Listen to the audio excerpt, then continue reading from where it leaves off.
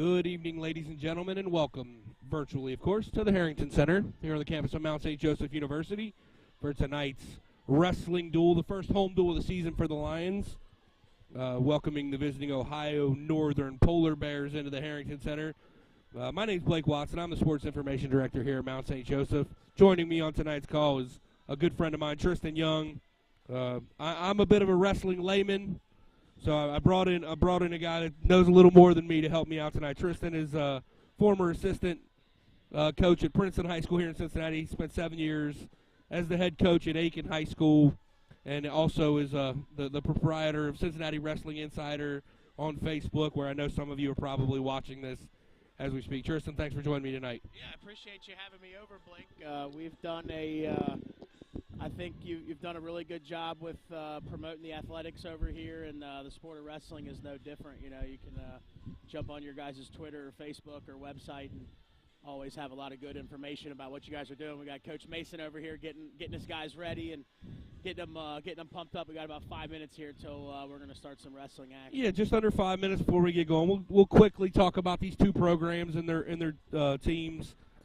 Obviously, if you're a Lions fan, the big news today is all expectations is that Cornell Beacham Jr. Will make his season debut tonight. Obviously, Cornell had a standout All-American season on the football field for the Lions as they went 10-0 in the regular season. And he returns to the wrestling mat where he is the defending national champion at 174 pounds and has never lost a match at the D3 level. Yeah, I'm interested to see what Cornell looks like coming out tonight. You know, I mean, I helped you guys in the booth with some football games this year, man. He had a football season to remember. So I'm interested to see how he is coming back for his first match tonight. Looks like he's going to match up against, I think it's Adam Myers from Ohio Northern. No, he'll match up with Gavin Layman at 84. Layman. Yeah, he's wrestling 84 tonight, yeah, Gavin Layman. Yeah, Cornell is moving up in weight class into what Coach Mason and I talked about today is likely the toughest weight class in the country at 184 pounds. Obviously, because Cornell is yet to wrestle a match, he's not currently ranked nationally, but once he straps it up today, he will likely be well within the top 5 next week. Yeah, Layman definitely isn't going to lay down for him. I mean, he's having a great season, but I'm just really interested to see what Cornell brings to the mat. You know, there's obviously other guys in the lineup that I think we're all interested in hearing about. But I mean, Cornell is the guy, so it's going to be interesting to see him in his first match for sure. Here he is, right behind us. Give me some love, shaking my hand.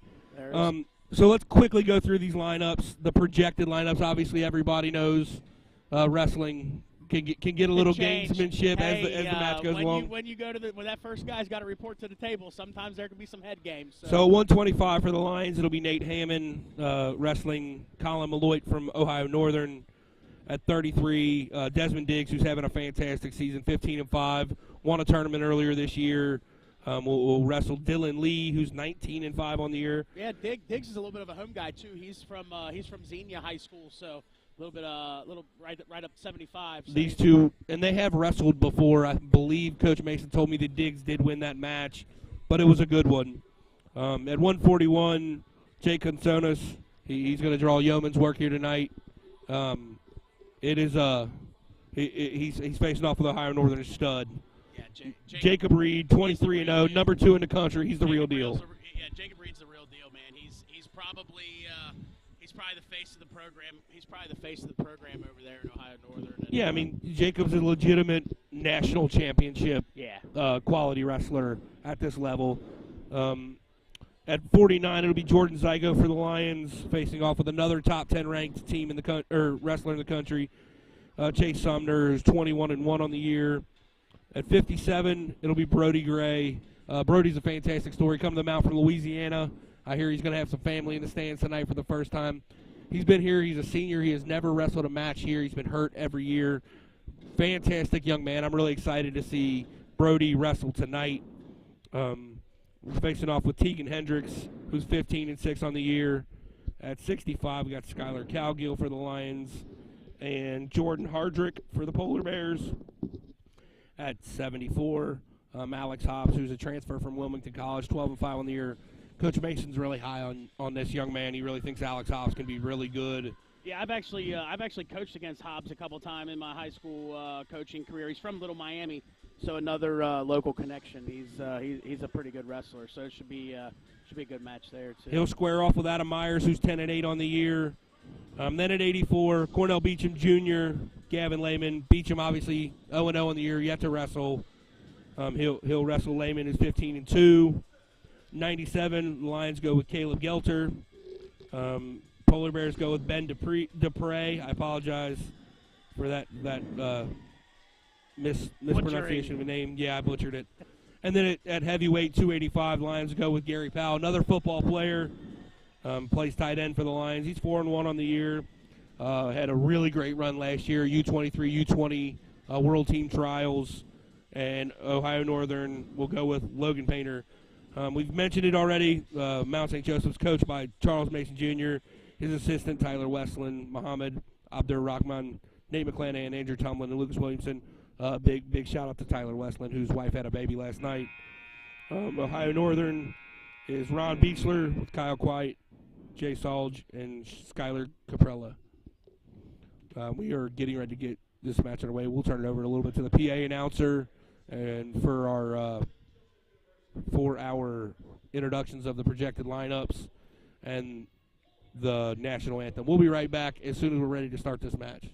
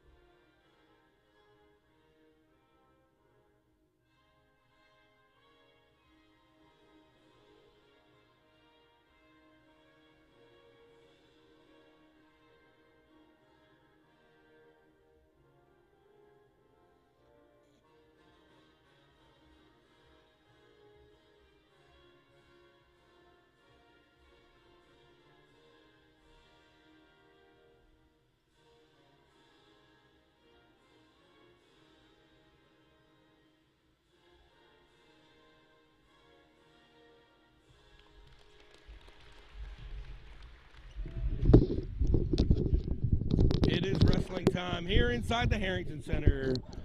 We've got the captains out to do the flip. Tristan, I know I've talked to you. You said you spent 45 minutes on the phone today with Coach Mason. I've talked to him quite a bit. This is a tough task for the Lions today. I mean, obviously Ohio Northern comes into this duel ranked number 13 in the country, but each team has some spots where they probably expect to get wins. It seems like this match is going to come down to those swing matches. Oh, no, for sure. I mean, talking about Ohio Northern, too, can't go unsaid about Coach Beachler. He's a 30-plus year guy in the NCAA. He's been at the same school, Ohio Northern, for 35 years, actually. 2008 Hall of Fame inductee, so he's going to have his guys ready, and I know Coach Mason's going to have his guys ready. So this should be a fun one. Good test for the Lions. All right, first matchup is Nate Hammond versus Colin Malott. Nate Hammond, LaSalle High School product. Another kid that Coach Mason's pretty high on. He's a little small for a 125-pounder. I think he wrestled. What's the lightest weight in high school? He was a 106. Yeah, 106 in high school. Looks like he's probably about 120. I think he's walking around about 115 pounds right now and wrestling guys that typically have to cut to get to 125. So Coach Mason thinks this kid's got a shot to be pretty good. Just got to gain some weight. All right, we're underway here. I'm going to let you talk a little bit more about the wrestling part of this. Yeah. So Hammond's definitely got to try to get some inside control here. Now it looks like he's already going for a front headlock. Spinning around still. Hammond's going to award 2 there. 2 points for Malott. Work on the hands. He's going to try to get some back points here.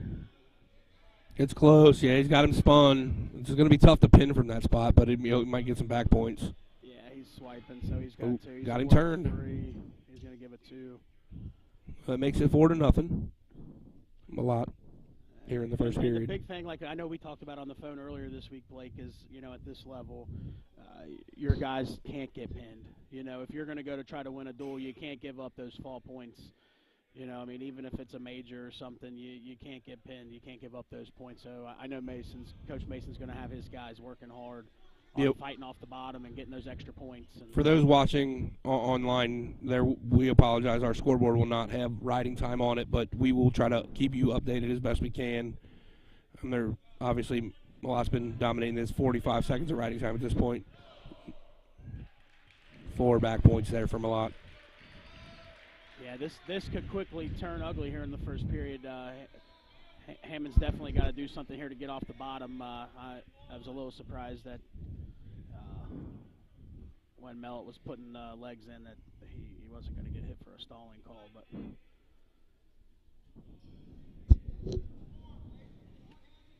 so what's he trying to do here? Is he trying to spin him again? He's trying to turn again. Yeah, once he resets, once the referee awards the points, the guy who's in control, who's on top, has to reset by basically letting go with his hands, and then he can go back again for more back points. So under a minute here in the first period. That's a stalling call. I'm surprised it didn't come earlier, to be honest with you, but he's swiping again. It's going to be 10-0. Still with 40 seconds to go here. He's going for a crossface here. This is a tough move too. This ran right. This move hurts. I had a guy put me in it at one point. Yeah, he let go of it though. Here, looks like he's still. He's not there yet. He's still not there. Nope. He's still not there. Colin Malloy again comes into this match 15-3 on the in the season. Yeah, Malloy's good on top. He's got one swipe there. He's not going to get any points. Malloy's pretty good on top. I'll give him that. He's pretty tough.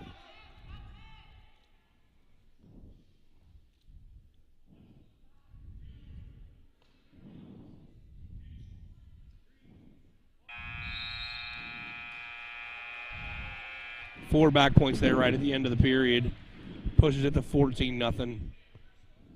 Again, it might sound like a lot, but the if he here, don't get pinned. Well, if he escapes here, it's a tech fall. Yeah, but that's better than a points pin. Points awarded wise, it's a lot better. Keep hanging there, Hammond. He's got to improve his situation. Yeah. Yeah, Stall. That's a point. Yeah. Nate never improved his situation. If you hang on the leg, you got to do something to improve your position. So that goes down as a tech fall for Colin Malloy. one of the matches that I think Coach Mason expected to go in favor of Ohio Northern. Again, he's very high on young Nate Hammond, but Nate's just got to keep working, man. Nate's just got to keep putting the work in the room and maybe bulk up a little bit. Yeah, this here is one of our expected key matchups of the day. Couple really solid 133-pounders, both with aspirations of qualifying for the national tournament, with a win or runner-up finish at the regional final. This could be a regional final match. I was to say these guys could match up against one another, so this should be fun. Desmond Diggs for the Lions and Dylan Lee for Ohio Northern. Diggs recently cut from 141 down to 133. He looks good. He looks really good at 33. Yeah, he looks really good at 33. He's put together pretty well. I know that Coach Mason was concerned with, I guess, Lee. He likes to control the hands. Yeah, I think they're both just feeling each other out here. First couple seconds into the match, 30 seconds in. Little methodical wrestling more than anything. Neither guy's going to give the other guy an advantage. A lot of times when you have two high-level guys, that's what it looks like. I know that every match at the finals of the national championship last year felt this way. Yeah. I had people texting me during Cornell's match thinking he was in trouble. I'm like, he was really never Diggs in fights trouble. That off. It was a Fights nice, off the nice double try leg. for a double leg, but Diggs got his hands out in front of him and protected it pretty well. Working for some inside control here. Head positioning's big too. You talked about hands. Where your head's at with wrestling is a big thing too. So Diggs doing a good job. Both guys are countering. I mean, it's so crazy to watch this level, just how much the guys move. Where one guy takes a shot, the other guy's countering right off of it. So We're halfway through the first period, just about. No, neither guy has surrendered or got a point yet. Another shot from Lee, defended by Diggs. Almost looked like he was going for a little bit of an ankle pick there, didn't he? yeah, I think Diggs in Diggs' stance, he's going to be hard to double leg. So I'm surprised that Lee's not kind of going out trying to attack that outside ankle for like a sweep or an outside pick or something. But Diggs obviously does a good job at moving and. He's doing a really good job at changing levels too. I know Coach Mason said at one point that was a bit of an issue for him. He's up and down a lot. Yeah, these lightweight guys, man, it's so crazy to watch him switch his feet. He's going to be looks like he's going for an outside single. Diggs fighting it off good. He's got the underhook in. He's got to spin if he can spin it here for the two. Got 30 seconds left in the first period. Coaches are screaming for Diggs to try to score from this position. Diggs with his first real shot of the game. He should try to keep that underhook. He needs to try to keep that underhook on the left. Yeah, he should have tried to keep that underhook in. Working on the outside edge of the mat. He looks like he's in for a single. He's going to try to double off. We've got about 6 seconds left. He's going to try to work him in here. Staying in, nothing yet. Two! As the buzzer goes off. Big 2 points at the end of that period for Desmond Diggs. Diggs with a nice takedown there, wrestling on the edge of the mat right before the period ends. It's going to be Diggs' decision. He defers. He defers over to Lee. Lee's taken down. Which is pretty much typically what happens. Standard almost. Yeah. When it's not down, it's pretty surprising. Yeah. So Diggs will start on top of Lee here. Obviously no riding time with just the first takedown happening at the very last second of the first. Lee's pretty good and quick with his hands. The first thing he did was go after the hands, and once he sat out, he was up. So that's 1 point escape. 2-1. I always say 1, not 2. So it's good to get back on our feet and we're wrestling again neutral.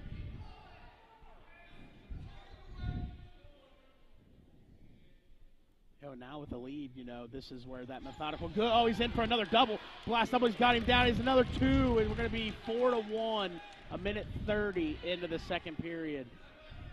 I know that Coach Mason said in the last match these two had that I think he said Diggs had 7 shots, 6 of which got home. Nice. Yeah, he definitely got deep in there, and Good takedown. Now this is where you talked about the riding time. This is where the riding time is going to become, important for these guys, because at the end of the match too, you're awarded an extra point, for riding time. So Diggs doing a good job on top. He's got that arm hook. Looks like he's going for a bar. Be really, really nice for the Lions to find a way to get some bonus points out of this match. Now you're leading, but 4-2, your takedown away from being tied.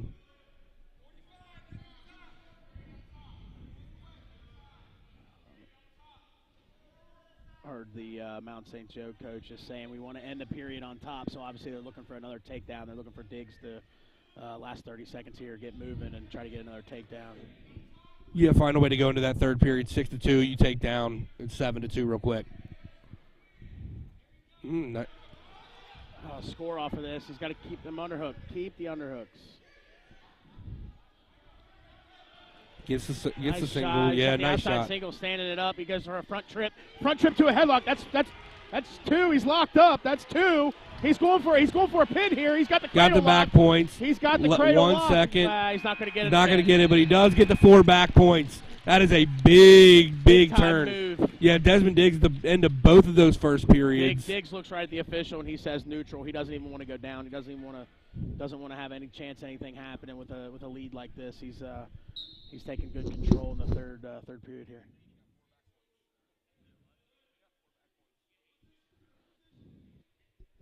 We're helping our scoreboard guy out a little bit. my graduate assistant Nate Hill over there didn't see the back points, just had to help him out. So 10-2 in favor of Desmond Diggs right now. 56 seconds of riding time for Diggs, not enough to qualify for that point. Lee is definitely going to be doing everything he can do to try to get a couple points here to try to lower the gap on this score. So it's just a decision. So, obviously we'll keep talking about the match, but for people out there that were like me when I started this job, don't know a ton about wrestling, can you go another inside? Yeah, can you talk a little bit about the 2 for Diggs? Award, that's 12. He's going to give up to his stomach here. In between matches, quickly break down the bonus point structure for a dual match, please. Now, I'll be honest, I don't know the point structure for college, but after this match is over with, we can go over a little bit. Diggs allows Lee the escape. 12-3 now.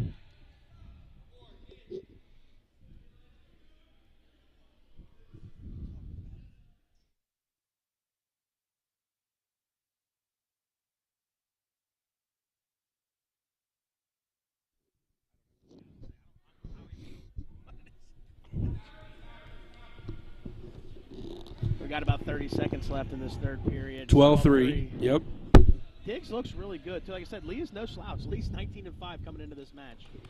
And Ohio Northern wrestles tough competition in the OAC. Yeah, so this is a really good test for Diggs. This is tried to spin him there. This is one of the cases where I'm really surprised that Beecher's not telling Lee to hit a home run. I mean, something to. Yeah, at this point you got to try to pin him. Yeah, but Diggs with a great match, great period there. So, we talked, obviously the first match was a tech fall. 15-point win is a tech fall. Yeah, 15 points at any portion of the match, so it can be 17-2, 18-3. Once it reaches 15 points and the pin is not imminent, the referee will still give you a chance to finish off with a pin. But that's how the so tech ball goes. You get 6 for a pin for the dual score. You get 6 for the pin. 5 for a tech fall, 4 for a major, 3 for a decision. Correct. So the overall score right now is 5-4, which means Diggs did get bonus points with the major decision. That brings us to the 141 match, Jake Consonus and the number 2 wrestler in the country, Jacob Reed. I like Reed shoes. They're like leather. They look like old school work boots. Yeah, they look like work boots. They almost look like brown Chuck Taylors. Yeah. This is Jacob Reed from Ohio Northern is a fantastic wrestler. Yeah, he's good. Oh, ankle pick. That's pretty. Yeah, that's a quick 2. Yeah. The big thing here, again, is avoid getting pinned if you can. Stop. I think we got blood time. I don't know if it's blood time or injury time. Injury time. Said his back. So we're going to run an injury timer.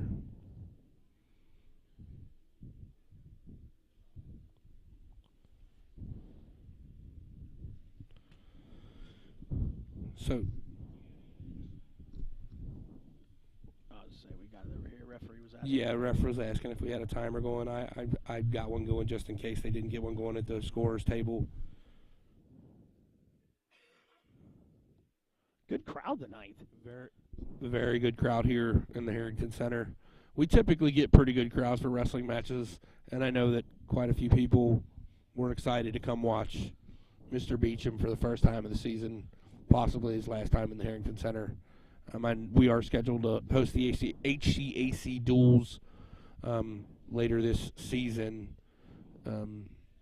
but he may or may not be wrestling at that point. I know the plan for Cornell is to set everything up for a run at another national title. Yeah, so staying healthy, getting some matches under your belt, staying healthy, staying on weight. You know, I mean, those are a couple things that's going to be more important than actually going out there and wrestling for the whole season to hopefully make it to nationals. You want to stay healthy to get there. So looks like Consonus is going to continue. So the ref will put Consonus in the down position because obviously he was in that position when the injury happened. Yeah. So we'll go back to referee's position. Reed on top. Reed on top, and similar to Malloy, Reed looks like a bit of a hammer on top. Yeah, he looks like he's trying to work for that turn, and it doesn't. It looks like a tough spot to get it from. Yeah. He does have the left arm really controlled. He'll get in there with a power half or something, though, really, really tight. Looks like he's trying for a bar here. He's keeping that arm parallel. I'm surprised he's not watching. He's got that left arm turned awful sideways. It should be horizontal across the back, but he's not bringing it up far enough yet for the referee to stop it. But I know he's looking. That's what he's looking at. Make sure he keeps that left arm. Yeah. See, once it doesn't go horizontal and it starts being pointed down or pointed up, they'll stop it. Stop it for potentially dangerous. Potential injury. Yeah, I know that's one of the signals that always trip me up because they always point to the back of the head. I'm like, it's not a head injury. What are you doing? No, that's just. Oh, Jake Consonus with the escape. The reversal. Wow. He's still working. He's still got control. Really there. close. Yeah, really close.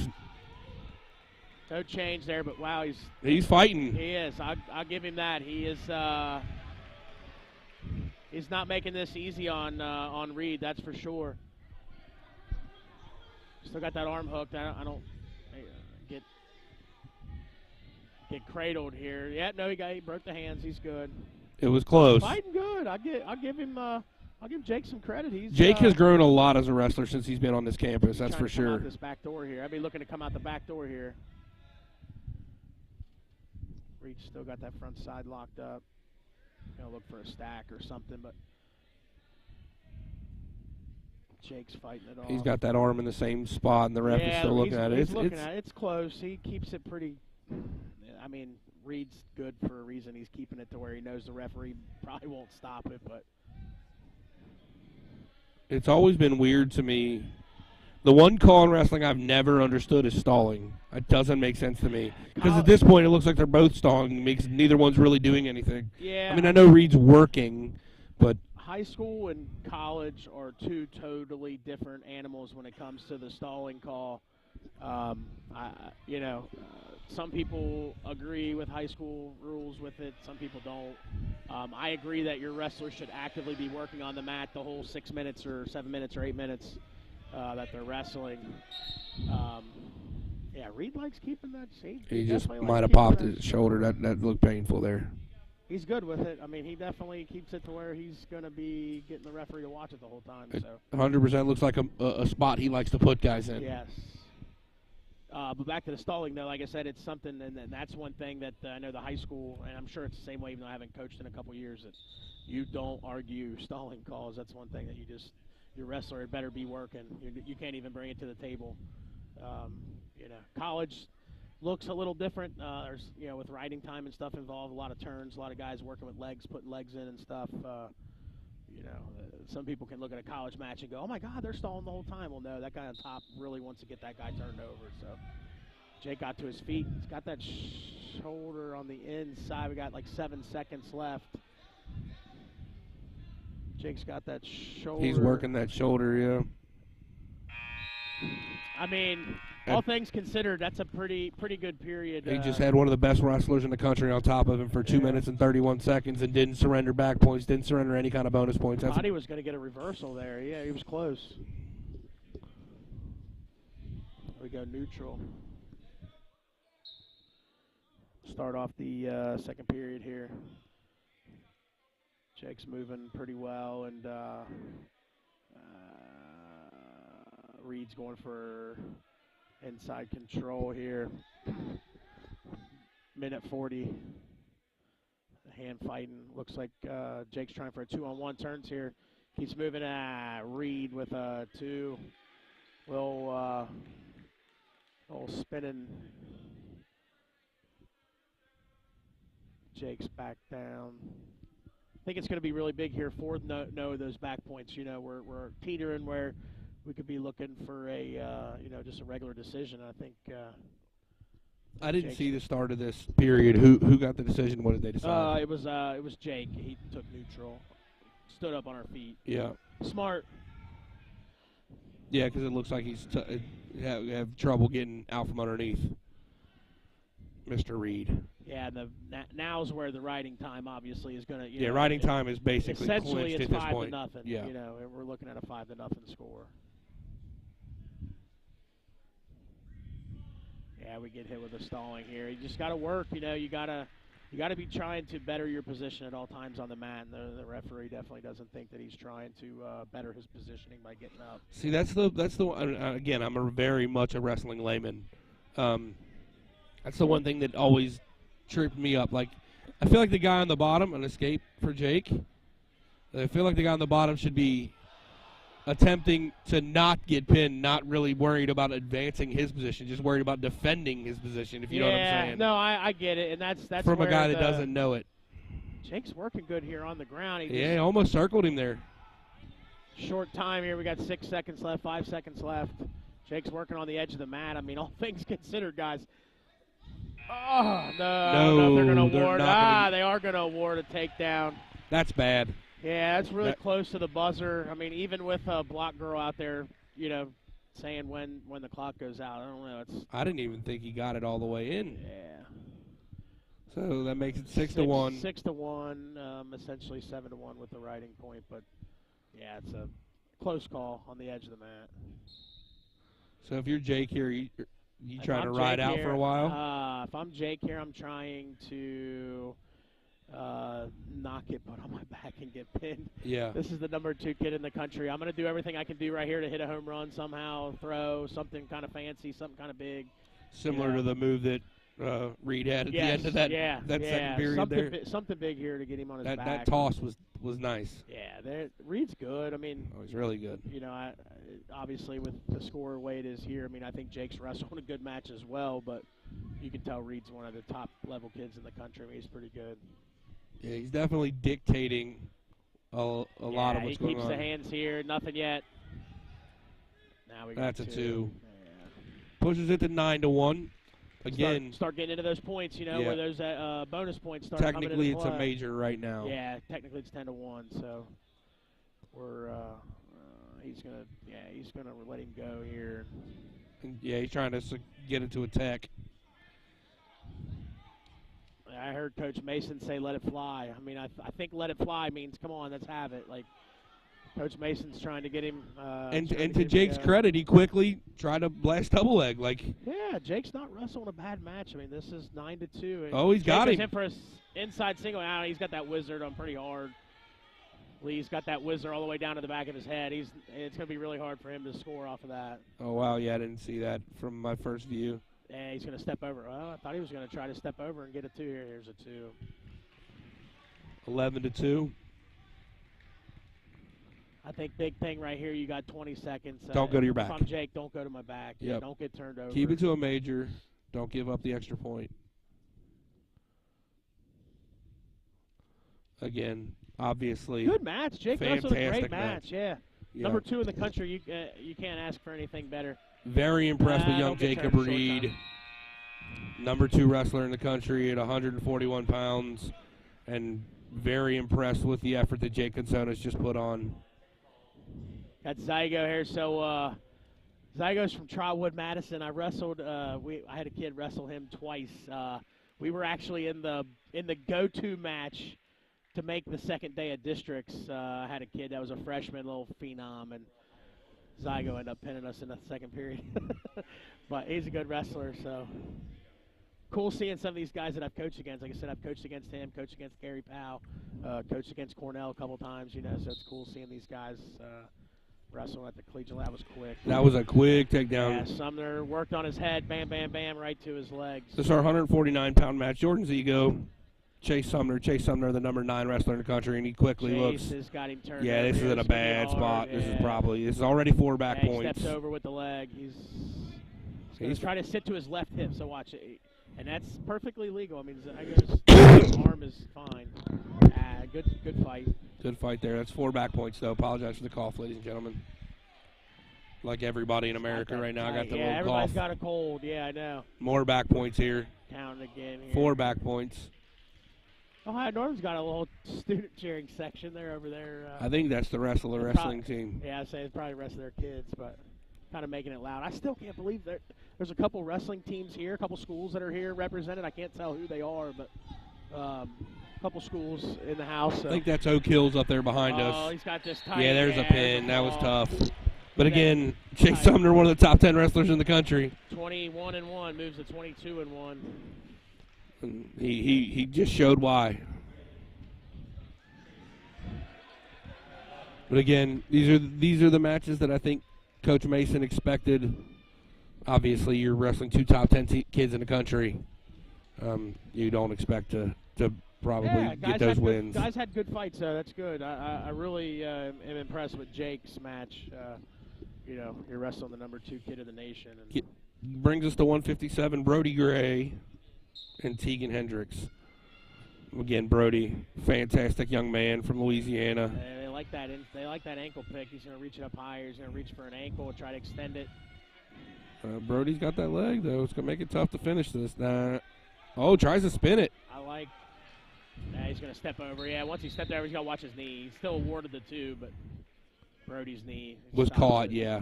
That was just kind of bad luck. There was nothing obviously malicious there.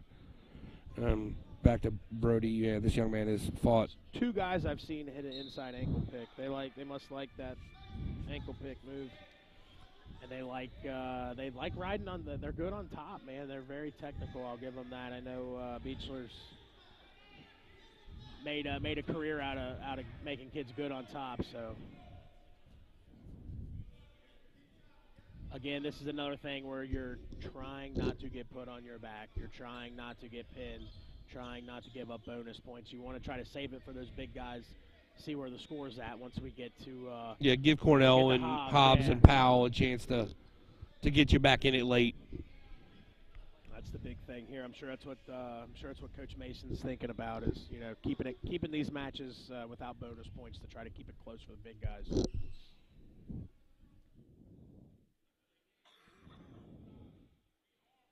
This is one of those swing matches I was talking about earlier that Coach Mason thought we'd have a pretty good shot at getting. Brody, I think these guys are so technical with putting their legs in there. They're really good on top. So, I think that's one of the things they got to look at is trying to have the first takedown or something, our guys.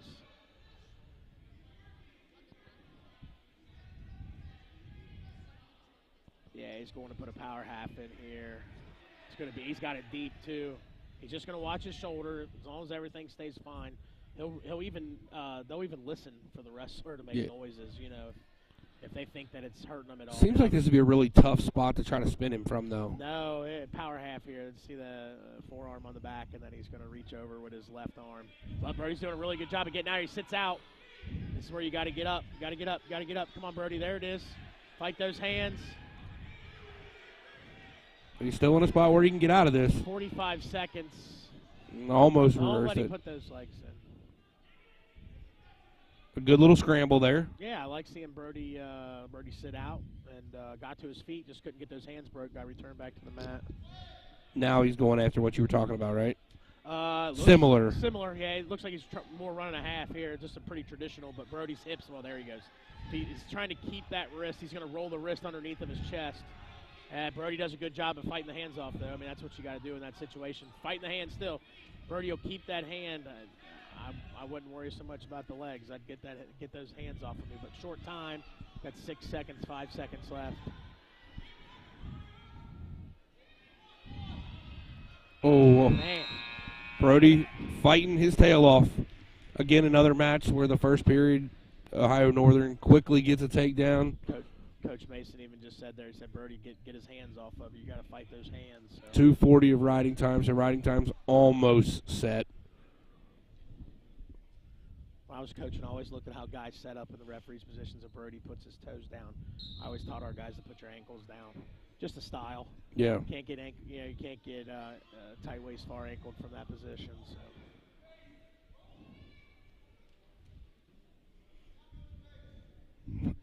After you hit the nail on the head, these Ohio Northern guys are hammers on top, man. Very good on top.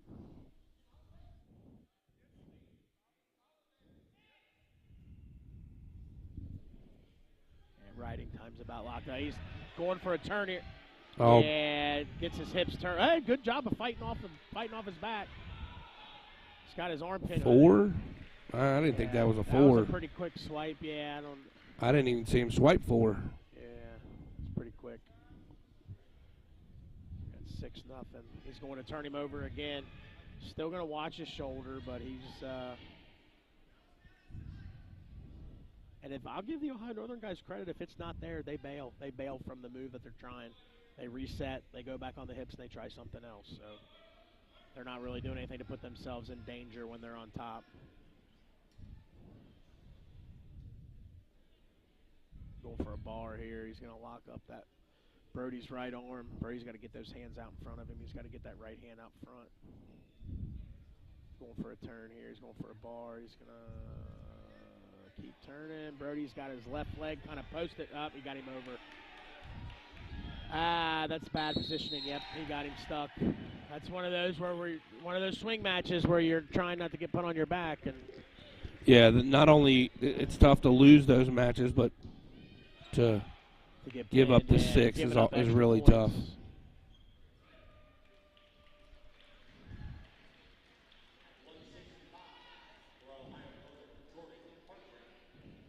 Coach Mason's talking to Brody again about the hands, as you mentioned earlier, and he's also getting a little technical stuff. But from Coach Mo over there, tell you what, you ever talk wrestling with Muhammad? Oh, I know Muhammad really well. Dude, that guy can flat out. Muhammad's a good dude. Dude, technically, I've never heard anybody knows as much as that guy. Yeah, Muhammad's very smart. He's a Princeton product. He was at Princeton right after the time I was Another there. quick shot here from Ohio Northern. This is our 165 match. Jordan Hardrick. Skyler Cowgill, Jordan Hardrick. Hardrick's a local guy, too. I think he's from, I want to say, like, Chaminade, Julienne, maybe? Somewhere in that area. I'll find out here in just a second.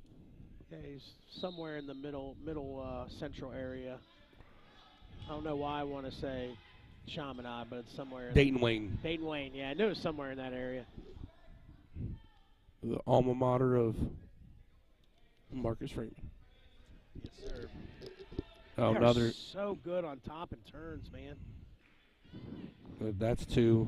That was longer than the 4 he gave in Brody's. No, that's a 3 swipe. That's 2 points. That 4, I still don't know where the 4 came from. But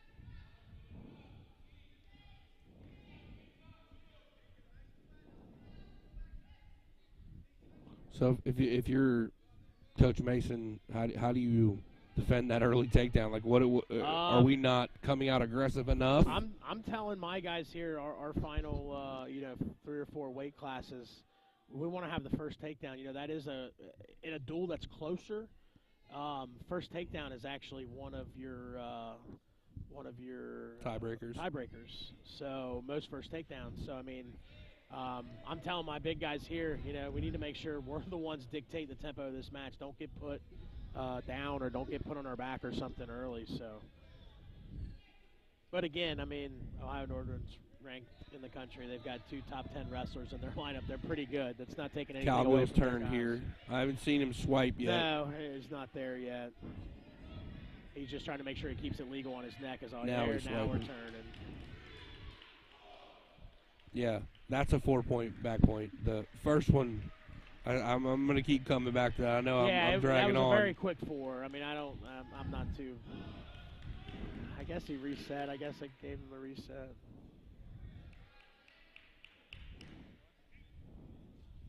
See, his hand doesn't come all the way off. I don't know if I'm. I guess they're awarding it to him, but 10-0 quickly here in this first period. Yeah, we've still got 40 seconds to go here. This is where you just got to tell Skylar we're fighting here.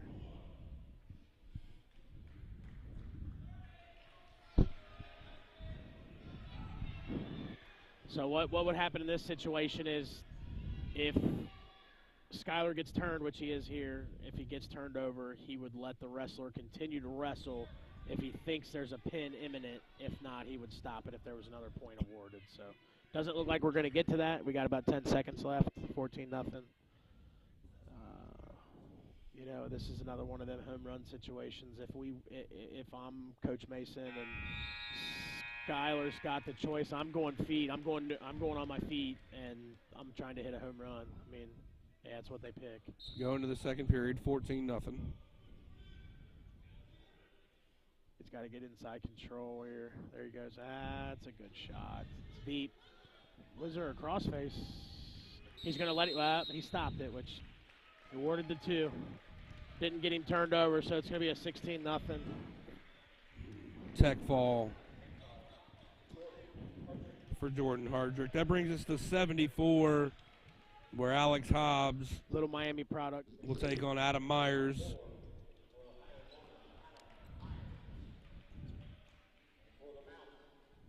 So Myers one of these from Springfield, Ohio, Shawnee High School. Mathematical things going on. Pulling out my math skills. It's 26-4.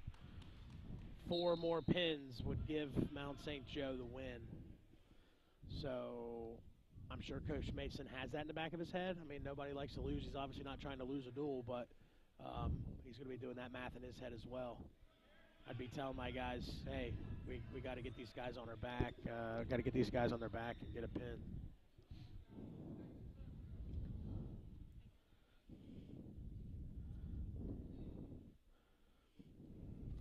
I think this is one of the spots he thought that would be possible.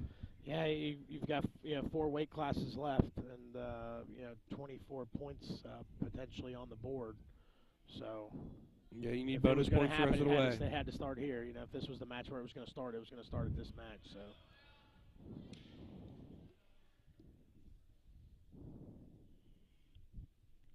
Look over your right shoulder. It looks like Mr. Beacham's ready to rock and roll. Yeah, I'm sure he's excited. Man, after the football season that he's coming off of. And, nice shot. Oh, nice shot. Stays in deep, though. He's got that picked up to a single. He's got locked. Nope, nothing. Good little scramble there. Yeah, it's good. Both guys trying to get something. Neither one was able to do it. Minute 45 left in the first period. This brings back, we've had a couple tough matches here in a row for the Lions, but brings me back to how close Jake Consonus' match with Jacob Reed was for a while, and how much he wrestled well during the match. He got better from the start of the first period through the second period. Definitely got better. So that's a big match for him for the year. You know, I always told my wrestlers that I can teach you way more from a loss than I'll ever be able to teach you in a win. And that's one of those moments where, Coach Mason's going to look at the videotape after, and Jake's going to have a lot of high points that he can learn from, from that match. Against a fantastic wrestler. Hobbs still wrestling here. That's a nice little slick move. Nothing yet. Turns him over to his back. Nope. We're going to stay front headlock here for 50 seconds. Needs to get his head in the hole here and get out to the side. Referee's still going to let him go. Man, you got to try to score off of that. Great movement, though. Two bigger guys giving it a heck on the mat. I'd like to see that.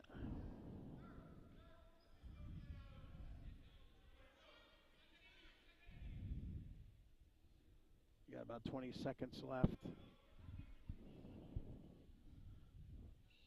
Coach Mason telling him try to get one here.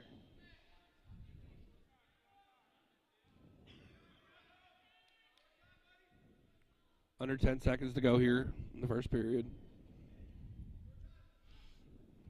Although there's been no scoring so far. There's been some serious action in this first period. Yeah, no, for sure. Hobbs looks good, too. Myers with the flip-over attempt, and he almost looked like I like when big guys leave their feet. Looks good. he almost looked like, remember when Jerome Simpson backflipped in the end zone? Yeah, That's what it looked like for a Cardinals, second. Yeah. Well, we're old. None of these kids remember that. Hobbs starts on the ground, gets slammed. Hobbs has got to fight those hands off because Ohio Northern is really good on top. He's got to try to do something to get to his feet here. I wouldn't want to be put in the position where I have to do something big in the third period. Keep wrestling. Good Granby. Can't stop. He got his leg stop on that Granby roll. He was trying to roll out of it to get his escape, but his leg got stuck. Gets them legs in. They like that position. They do. They like to put them legs in. They like to turn guys. That's kind of their power position, I'd call it. So he's got his right leg kind of interwoven through his legs, and he's got his back of his knee hooked. Makes both legs for Hobbs are useless. Hard. Really. Yeah, no, you're not using your lower half of your body whatsoever. Myers is definitely dictating the match from the top. Referees telling Which is Hobbs what we've seen the whole way from these Ohio Northern Polar Bears. Yeah. Referee definitely just told Hobbs that he's got to improve, so he's looking to put a power half in here. But the referee's telling him he's got to improve his positioning. So I don't understand from this position. What's he supposed to do to improve his positioning? He's working the legs free here. I mean, he just wants to see him make improvement to try to build his base up. Is what he wants to see. So he wants to see him trying to get his his knees underneath of him. From this positioning, it does make it really hard because he's completely controlled. I just don't understand how you can hit a guy, and he hasn't. How you can hit a guy with a stall from watch the his spot. shoulder.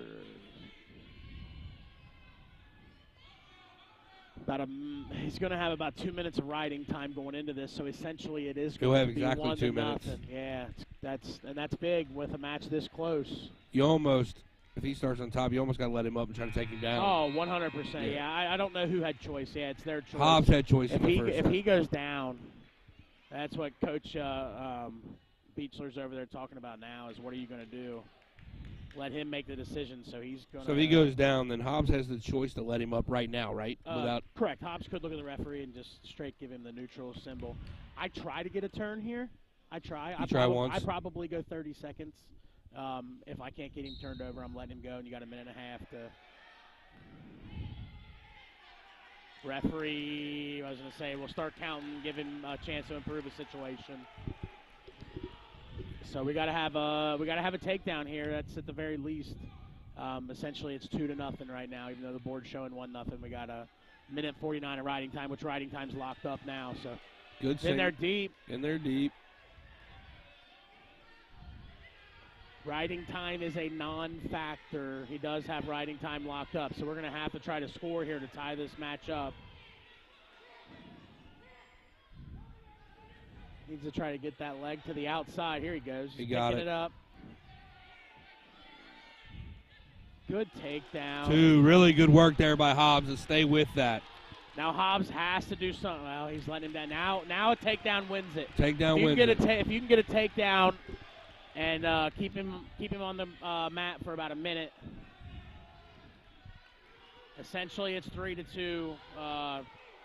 Myers is winning 3-2. So Hobbs knows he needs a takedown.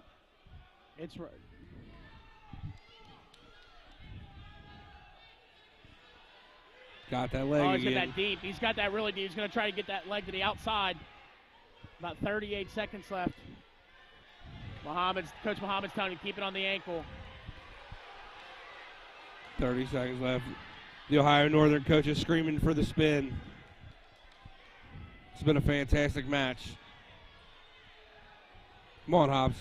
20 seconds. 20 seconds left. The takedown wins it for Hobbs. He's got to go. 10 seconds. He's got to go here. He's got to go. Keep going. He's got to go. There it is. Just a nice little spin behind for 2 points for Myers. Nice match there by Adam Myers. 5-2 final for Myers. thus basically clinching the duel for Ohio Northern. Yeah, the duel's not reachable now. Now you're going for style points. Here he comes, Mr. National Champ himself. This is if you're looking for style points, this is where we want to go. Cornell looks at the scores table like he needs to check in. I think everybody in the building knows who this guy is. Bringing it back to his high school days. Where do I go, Coach? What mat am I on? Do I need to sign my bout sheet? He's Again, we're not talking about a. I don't think the ankle bands fit on Cornell's legs. His ankles are too big. The referee's like, "What? You're only 184." Well, yeah, you're built like a house. Cornell's first wrestling action since that national championship match at the end of last nice year. Little try to an inside ankle pick, goes to a shuck. I didn't know. I never knew what that move, that shuck move, was called, but I love watching him do it. It's good. He's so good at it. He likes keeping that hand on their neck too, keeping it nice and tight on their chin. You know, Gavin Layman here is 15-2 on the year. He's no slouch. Yeah, he's he's not wrestling a slouch here. So he's not out there to crown Cornell. Oh, he likes that. Cornell's trying for that inside ankle pick. That's Cornell's favorite takedown. takedown. That we've had on us twice. So Cornell's favorite takedown's that ankle pick. Cornell's being methodical too. You know, I'm sure his adrenaline is going like crazy. First match of the year, coming off a big football season. You know, I'm sure he was chomping at the bit to get going and get on the mat. And slide by. You know, he makes no bones about not sharing this. Today marks 1 year to the day since the passing of Cornell's father. So the prayers are with the Beacham family, obviously, as they deal with that 1 year memorial of their patriarch. Cornell's turned into a solid young father of his own. This is a physical match thus far. Yeah, he's got this little 2-on-1 working. Layman is not giving in for sure. Minute 40 left in the first period. He's working some inside control here. God, his bottom half is so big, so strong. Yeah, I mean, I don't know this number to be a fact. He surrendered one takedown in the national tournament last year to a young man from Augsburg. And there's nice the blast double. Oh. Yes, his toe is in. He's got two, yes. Now, that is the difference in high school and college. College, they're going to give you the whole line to use. Cornell keeps a point inbounds, a point being a pressure point, a toe. Yeah. They award the two. High school, that's getting stopped before the kid even gets out of bounds. Are the mats smaller in high school? Competition mats can be, I don't even know exactly what the diameter is, but the college mats usually have more out-of-bounds space because they can use the whole mat. Layman with the escape. 2-1. Cornell sometimes allows guys to escape.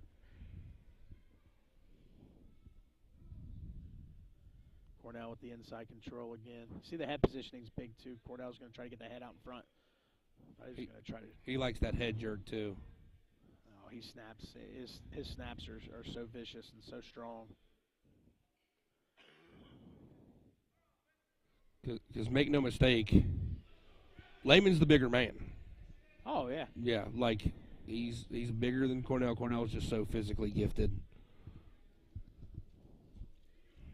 Little bit of a shuck. I thought Cornell was going to blast him there, going to hit another blast double, but almost shucked him like he shucked him to an ankle pick. Yeah. Cornell looks like he's setting. I think he's setting stuff up in his head. Like Cornell's just. He hasn't wrestled in a year. Yeah. Yeah. I mean, Cornell's going through this and processing everything really quick, seeing what he can get here for this period. Has a smile on his face. It's also probably a little bit tiring. Oh, I'm sure he's very tired. Yeah.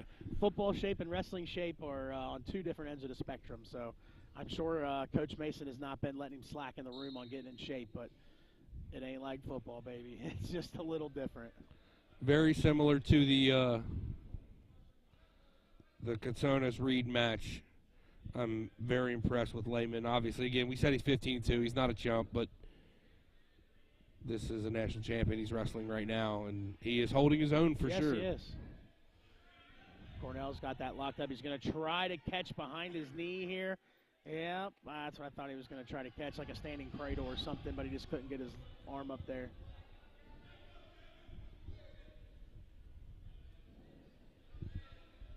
Cornell puts those legs in. Now Cornell's going to try to Layman's.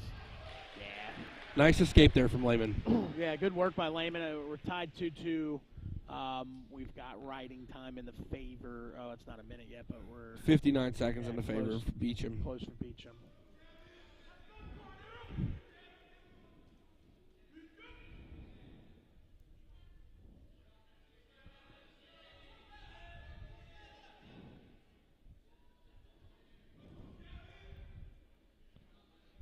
Cornell is a very methodical wrestler despite his physical gifts. Yeah, 100%.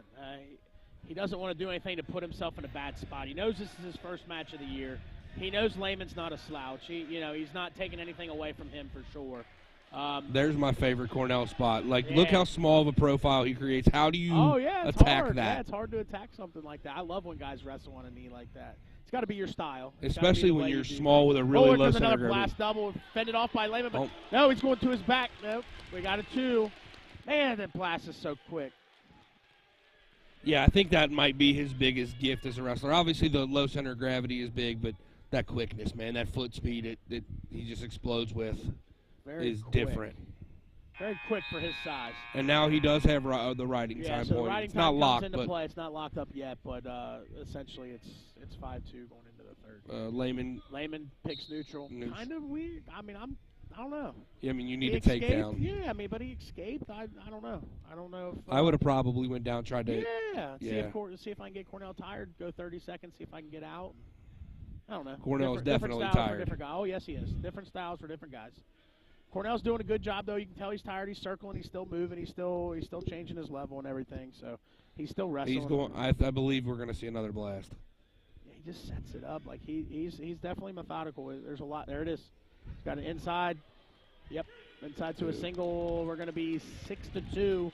With a riding point. 7-2 here in 4. He allows him up. This is where Cornell does this. The riding time's locked up now. Cornell does this a lot late in matches where he hits that blast and lets the guy up relatively quickly. Yeah, so now he's going to be looking for try to get that under. 4 another more blast. points, another double. Cornell takes him off the mat there.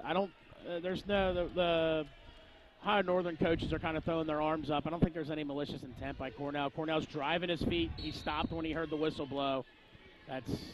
I know this young man pretty well. There was no malicious intent there. No, he's running his feet until he hears a whistle. He stopped when he heard a whistle and it takes him out of bounds. I mean, that's wrestling. I don't think Layman took it as a bad sign or anything either. No. But you can't blame Ohio Northern's coaches for being concerned with the safety of their guy. And their coaches are fighting to try to maybe get a penalty point or something. That's what you got to do as a coach is fight for your guy. 30 seconds left here in the third period. Cornell looks up at the clock thinking this 30 seconds can't go any fast enough. He's got underhook locked up.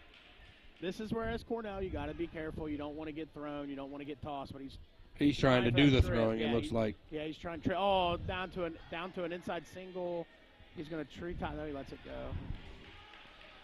He's exhausted. He's backing up a little bit. He's going to circle to the middle of the mat.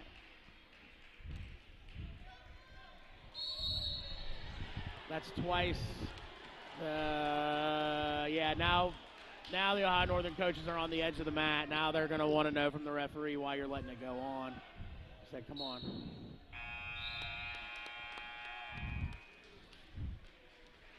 One-point riding time. 7-3. Beats are a little upset. He has a right to be. He does. He's still going to shake Cornell's hand.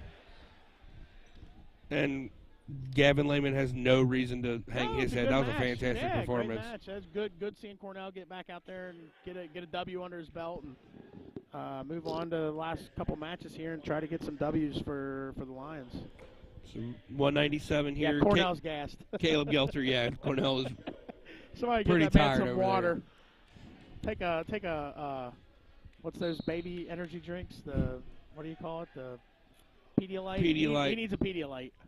We got Caleb Gelter and Ben Dupree for Ohio Northern. Caleb Gelter, another young man that coach. Almost identical records. Both have 5 wins. Gelter's another guy that Coach Mason is very high on. Thinks has a chance to be a pretty good wrestler here at Mount St. Joseph. I said he's improved a ton since he's been on campus. Good. He looks good at 97. Looks like he might be a little small. I mean, he's probably. I mean, if he was ever going to try to go to 84, the guy that he has to wrestle off is a national champ, so of course he's going to be up weight Correct. class. I know that there was talk at one point that Hobbs wanted to go to 84, and when Cornell made the decision to go to 84, Hobbs decided 74 was his spot. Yeah, that sounds like a good decision. You know, here's the thing. Again, obviously the dual team score is locked up. Yes. Oh, a little inside pick. That was nice. That was actually a really nice move. That was really slick. Coach Mason is just going to coach the heck out of these guys these last 2 matches. You know, he's going to get everything out of his guys that he can. Big thing, high school, college. This would be stopped in high school. Yeah, there's 1 foot. Yeah. Now it is, yeah. They'll let you wrestle on the edge, and that all changed right as I got out of coaching, where the boundaries came into play in high school. Again, I don't know what the rules are now with high school wrestling. The one that's always killed me, obviously, I've really only ever seen duels and the national tournament. I don't get to travel to other tournaments. I know my GA's been to regionals a couple times, but when they pack those 8 mats together, man, and guys, you get 2 guys close to the edge on both sides. It's tight. The extended, like when you asked about mat size and stuff for high school and college, the inside of the circles are pretty much the same diameter, but a college competition mat is going to have more boundary space. Yep. And you get 6 to 8 of them things on a college size floor. It's going to be chaos. I've seen a couple spots at the nationals where 2 mats are coming close together at the same time. And it's like, oh no. The big gyms around here for high school that host like coaches class. You have Harrison that gets 6. It was at Middletown this year. Middletown this year, yeah. Joe and JD up there at Middletown hosting. Joe Campolongo, MSJ alum. Yeah, Joe's a great guy, and JD Faust, their AD up there. He's a Norwood alum, ex-major league athlete. Used to play softball. He's getting him turned here. He's stuck. I think he's stuck. It's really close. Oh, nice. Even the Ohio Northern fans are a little upset. It looked like he was stuck, but only awarded the back points. Yeah. But yeah, Middletown, man, a class act. That gym is phenomenal. It's an awesome high school gym. We tried to get it here, and we just got hit with stall. That's the 3rd stall. I don't know. I don't typically. I mean, for the level of college matches that I watch, I don't usually see stalling called that quick. I don't know. Just me. I don't know. It seems like this guy's banging it out pretty quick.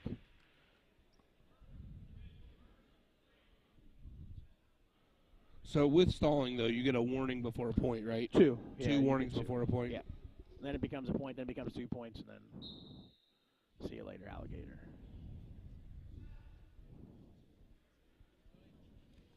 Oh, nice little going for an ankle pick there, trying to turn it into a double, but Dupree does a good job at fighting it off. It looks like he's going to spin behind and get his 2. It's going to be 8-0. Riding time close to being locked up here.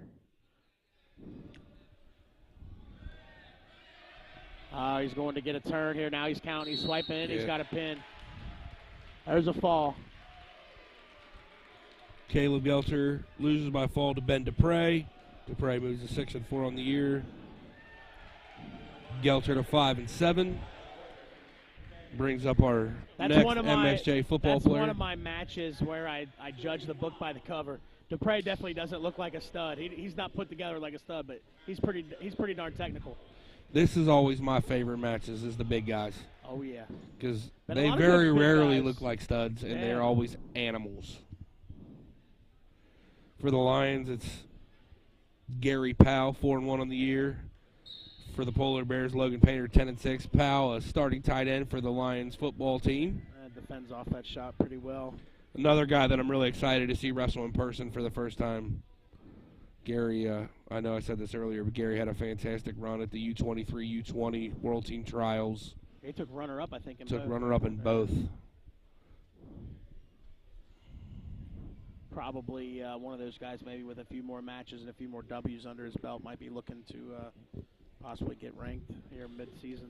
Yeah, he might end up as, one of the, if you look at D3 Wrestle, they do 3 levels. They do the top 10 just outside, and then honorable mention. Yeah.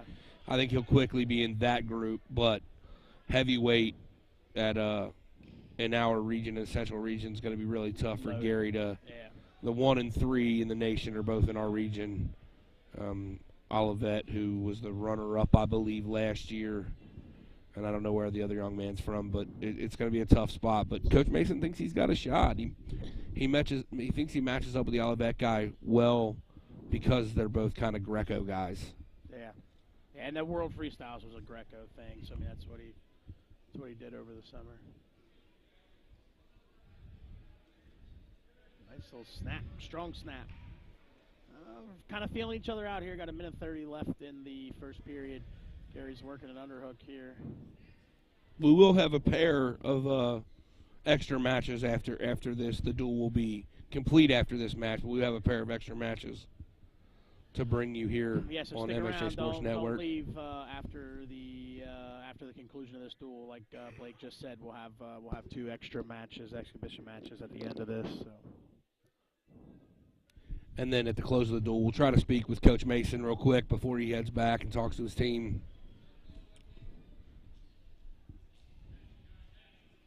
Gary's still working that inside hook. He's trying to get leverage here. He's wanting to get. I'd be wanting to try to work a double underhook here to jack him up. Oh, big nice throw. move, Gary Powell. That's a home run, baby. Gary Powell the third. That is the home run I was talking about that we maybe should have been trying to hit. He's going for a fall here.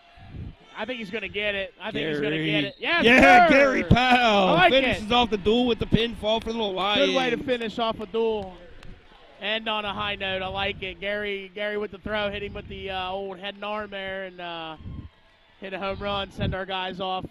And he just walks off super nonchalant. I love me some Gary Powell the third. That brings us to our 2 bonus matches. First, we'll have a Coach Mason talking to him, probably saying, "Never do that ever again." No, he's not telling him that. He's telling him do that every single time you have an opportunity. We'll have a catch weight 141, 149 pound match here. Noah Hardwell for the Lions, Cale Vanderhorst for the Polar Bears.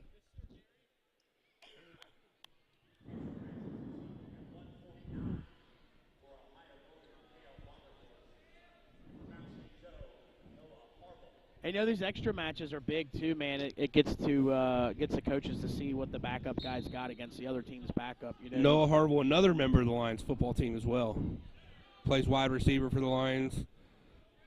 I know my buddy sitting next to me, Jake Ayler's a big fan of Noah Harville. That was got treetop to a trip, and then man, these Ohio Northern guys are really good on tight. He's got that wrist so they turn tight. them so quick, dude. He's got his wrist so tight against his stomach. He's trying for another turn, telling him to improve, and it's giving him a one count for improvement. Gary's doing his sprints.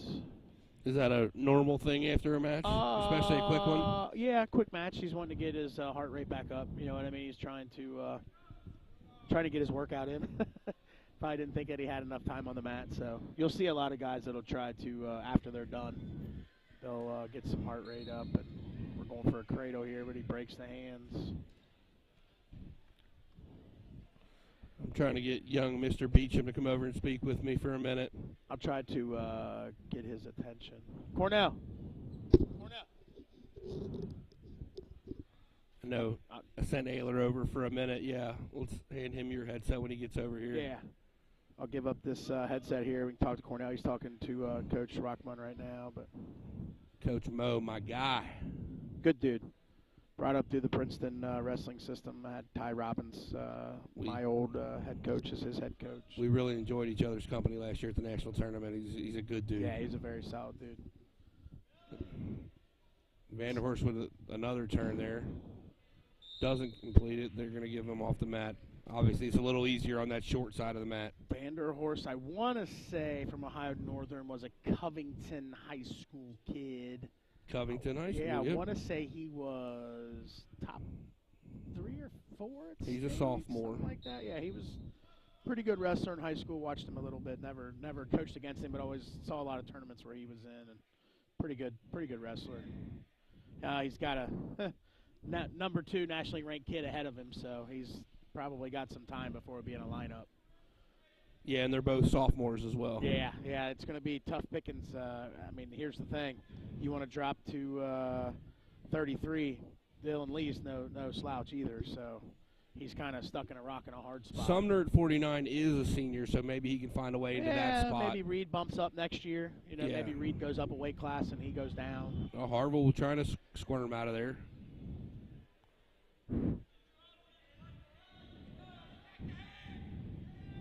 Back points here for Vanderhorst.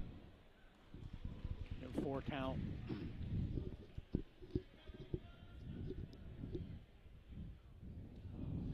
And see where he broke his hand. That's what the referee's looking for, is looking for him to reset. And then he starts attempting. Correct. Once you reset, the referee sees you reset, you can go back and try to turn again. So. Our fantastic ref helper tonight, Brooklyn Brunner, running out onto the mat.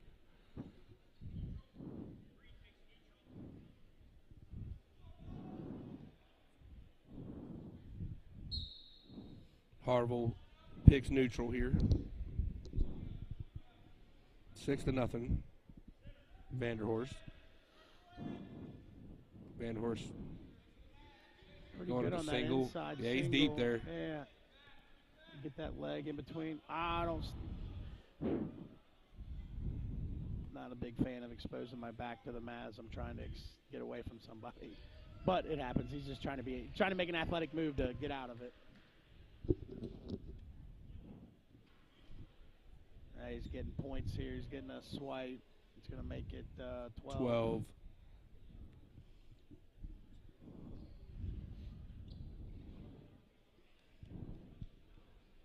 Yeah, really good on top. I mean, again, this entire lineup. Yes, Vanderhorst is a backup, and the kid is a hammer on top. I mean, they're, Coach Beachler's really good at getting these guys on top. And I'd look to turn into him, get my hand free and turn into him here. He's got that pretty tight. And we're counting again. And once he turns and resets, that's going to be it. Might let him finish out the period. No, he's going to stop it. I say with exhibition, maybe let him. Bring us to our final match of the evening at 174, 184-pound catch weight. Noah Johnson for the Lions versus Zach Dabney for Ohio Northern. Dabney looks like a guy that would wear a cowboy collar in football. He just looks like that kind of guy. 100%.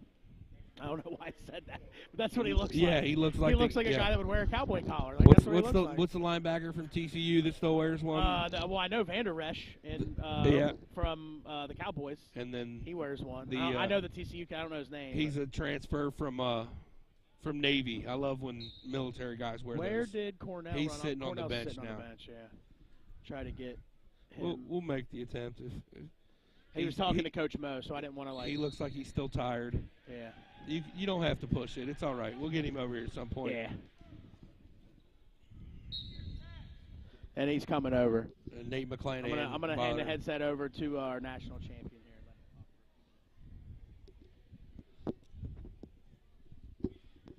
here. Joining me on the call right now, Mr. Cornell Beacham Jr. Cornell, how'd it feel to get back on the mat, man? It felt good. Tired. We could tell you were a little football shape and wrestling shape are a little different, ain't they? Yes, sir. Totally different, but you just got to keep running and keep coming to practice. It'll come along. For sure. It felt like Layman, he put together a good game plan against you, too. That ain't no slouch you just wrestled for your first time out. Yes, sir. He's a good wrestler. Square stance, strong, and he came to wrestle. That's all that matters. So, feels good to get back out there. What's the goal this year? The goal is to win another national championship. Just got to keep getting in shape, keep running, keep coming to practice, keep getting my guys better, and do what I'm supposed to do. First time you wrestled in front of your son. How's that make it a little different? I mean, it's amazing knowing they're here watching. I mean, my daughter actually can. I was there last year, man. I watched you carry her up on the stage last year after the national champion, and I talked to Dominique a little bit before the match. She's grown quite a bit, bro. Yes, sir. It's just amazing to be out here again. It's different, but it's amazing because now I'm the one people chase them, but I just got to be a warrior and keep knocking them off. Yeah, I mean, you went from being the hunter to the hunted, and you also moved up a weight class into maybe the toughest weight class in the country. Was that a conscious choice, or what was the idea behind moving to 84? It was a conscious choice. I mean, I came to practice, seen my weight, and I was like, ain't no way I'm getting down to 74. So I said, they gotta pay the price at 84. You were still up from football weight is what the real issue was, right? Yes, sir. Well, I'm going to talk a little bit about that football season. How special was that run for you guys, man? It was amazing. I can't wait to be back next year. Multi time All-American this year. What would that recognition make you feel like? It was amazing knowing I'm a national champion, and then I'm an All-American in wrestling. It's just amazing accomplishments. All right, I'll let you go. Talk to your teammate after the match just finished. Cornell, thanks for spending some time with me. It's an absolute pleasure to know you, young man, and watch you do your thing. Yes, sir. Thank you. We're going to attempt to get Coach Mason back on here before the end of the evening. Look, Mr. Tristan Young back with me here. Tristan, I know you could overhear a little bit about what Cornell was saying, man. Yeah. Special young man. He's done a lot of unbelievable things. Such a good kid. Yeah. Such a good dude. Really good kid. He's the kind of kid that would not surprise me. A year after graduation, he's right back in this gym coaching with Coach Mason. Yeah, I think you're going to see Cornell try to give football a real run to maybe, do some CFL, XFL stuff. Yeah. I know they were working on some workouts for him. I'm going to try to get Coach Mason over here. Blake, I want to take the opportunity to thank you for having me on. There's a couple games we've broadcasted. I've done some soccer with you this year. Like I said, your grad assistants and your guys' program does a great job at highlighting its athletes and stuff. So I appreciate you letting me come. Well, I appreciate you being here, brother. Obviously, wrestling's a little more my thing than anything else. So. I can do play-by-play of just about anything, but trying to talk about wrestling. Tough. And I mean, I know enough to be dangerous. Yeah, you can get yourself through it. You do all right. But I don't know the technicality of the moves and all that jazz. No, for sure. So, yeah, I'm going to – And for anybody listening, make sure you go onto Facebook and check out my wrestling page. It's Cincinnati Wrestling Insider. Follow MSJ Athletics on Facebook, Twitter, Instagram, at MSJ_athletics. Put us we try to put out as much stuff about these young men and women as we possibly can. You guys do a great job. Your guys' staff does a really good job at highlighting every program that's here, from boys basketball having a big win last night against Hanover to you guys are always tweeting pictures and scores and events. Yeah, that was a huge win last night. Big win for the basketball program. I don't think anybody really thought Hanover's really, really, really good. Yeah, that's a good win. Looks like they came back there a little bit at the end, but Mount St. Joe was able to hold on. So we'll try to get Coach Mason over here for a few minutes. He's got to do a couple of recruiting minutes, and that's important. Oh, yes, it is huge, especially in this area. He knows the hotbed of Cincinnati wrestling. That's one of those things that people don't understand about working in college athletics as a coach. They think it's just coaching, and it is 100%. The pride of Glen Estee just came to the table. Oh, yeah? Arlene Lampy, he's an assistant at Oak Hills. Was an assistant with me at Princeton for a long time. Good dude. He's taken over a lot of the girls' stuff over at Oak Hills, and he's been there for a while now. So I call him the pride of Glen Estee just because it's not around anymore. That's where he went to school. So. I always forget that Glen Estee's not around anymore. Yeah, not here anymore. Great crowd, though. This was really cool. I mean, I know the door score wasn't where we wanted it to be, but this is great to see this many people. A lot of kids, too. Like you said, the recruiting end. I mean, there's a lot of kids in the stands. There's a few different teams. You had Oak Hills here. I still can't see who that is. Light blue and dark blue. I don't know what. There's a young man right there with it on. I can't tell who it is. Yeah, I'm going to try to get his attention to see exactly who. I can't see the logo on the front. I'm curious because I've never seen those school colors. It might be Olentangy. I don't think they would drive this far. They're like unless they got a they kid. Might have they might have a kid getting recruited or something. Trying to see. And just as quick as they get them up, they get them down with the mats, too. That's what I love about wrestling. Do it quick. Get it done. Absolutely. Trying to see.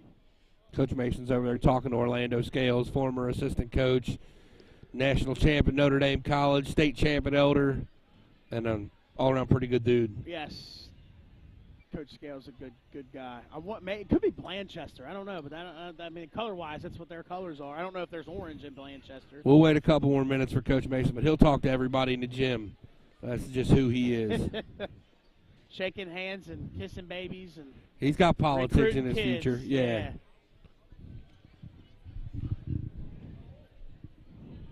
I do like the move to the slacks and the pullover, get out of the suit look. Yeah, a little relaxed, you know. I mean, right next to him, Coach Michael Francis from Walnut Hills, another Princeton alumni, taking over a wrestling program. Been at Walnut Hills for the last 4 or 5 years, coaching football and wrestling. Just took over the head wrestling job there.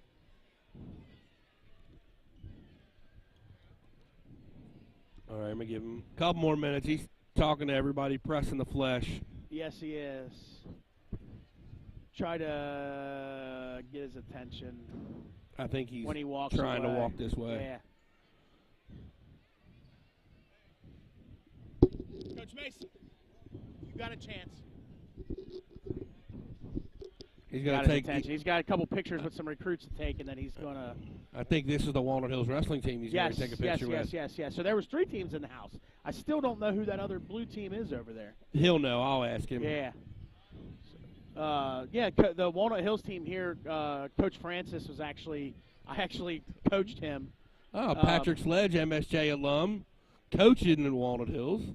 Yeah, I like to see that, buddy. Francis was a junior and senior when I coached at I thought you were just here hanging out watching. You had to have a reason to come back and see us. It's good to see you, man. It's good stuff. Love seeing the guys. That's one of my favorite things about these wrestling matches is we don't do enough of them, so lots of people come back and watch. Yeah, no, it's always good for sure. Man, they got the mats torn down pretty quick, and it took them a whole lot longer to put them up. Oh, it does. Yeah, and it's a lot more expensive to put them up. Surprised they didn't save tape. I always told my guys at Aiken, you better save that tape. The tape's not cheap. I don't think at the collegiate level you're having to worry about that. I don't think.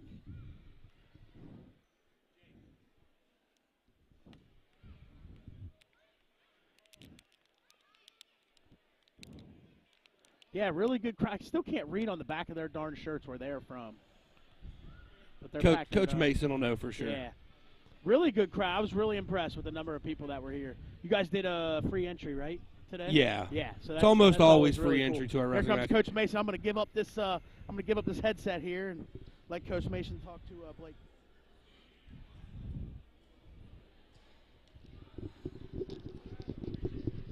Being joined now by MSJ Wrestling head coach Charles Mason. Coach, obviously not the dual score we would have liked to see, but you had to see some things from some guys you liked, right? Yeah, overall, we're just looking to keep pushing forward with effort, man. We know we're a young team. We know where we need to work at. We know where we're great at. Overall, we would like a better outcome, but at the end of the day, it's just another day to keep pushing forward, man. Obviously, the big thing for anybody watching that follows our wrestling program relatively closely tonight was getting Cornell back on the mat. How'd that feel to you as a coach? Obviously, you watch his football career closely. You know what kind of young man he is. And how was it seeing him back on the mat? It was great, man. Just another testimony of him, overcoming things. Was banged up a lot after football season. When you get that many yards, when you have that many attempts, you take a lot of hits. So to see him recover from what he did and, bounce back, make the weight for the first time. He didn't wrestle the way that he wanted to, but, I'm proud to see him back out there, and we know the peak that he can be. You could see he was exhausted, Mud. Yeah, muscles locking up on him. And that's typical with that first weight cut. But, we're excited to have him back in the room, and, he pushes everyone to be better. So hopefully it starts to rub off on these young guys as the season goes on. And football shape's a whole lot different than wrestling shape. Oh, yeah, definitely. Tristan and I were also really impressed with the match that, he lost, but that Consonus put together against the number 2 kid in the country. Oh, yeah. He wrestled his tail off. Yeah, Jake, he battles. He battles every single day, man, in the room, and it shows. We knew how tough that kid was, and for him to go out there and fight the way he did, and he's been banged up a little bit. So to see him, just push through the match is definitely what we want to see, and we want to see continue to rub off on all the young guys on the team. Diggs had a great match. Good. But I was really excited to see Gary wrestle, man, and he definitely put on a show there, didn't he? Yeah, his home debut, man. Gary Powell has so much potential. Put a lot of work in this off season and on the football field. So, I couldn't be more proud of him and the way he's been a leader for this team. He's our vocal leader. He's our spiritual leader. He picks people up. He's a kind kid. He's great in the classroom. He's what I call just a genuinely good dude. Absolutely. So are you, Coach Mason. It's a pleasure. Thank you, to man. call you a colleague, my man. Appreciate you, man. Anything else you want to say? Mount up. Let's all keep pushing forward. All right, guys, from inside the Harrington Center, Charles Mason, thank you. Obviously, Cornell joined us before. Big thank you goes out to Tristan Young, who did this broadcast with me tonight. We'll be back. I know we host the HCAC home duels. We'll be back to broadcast those. We will see you next time.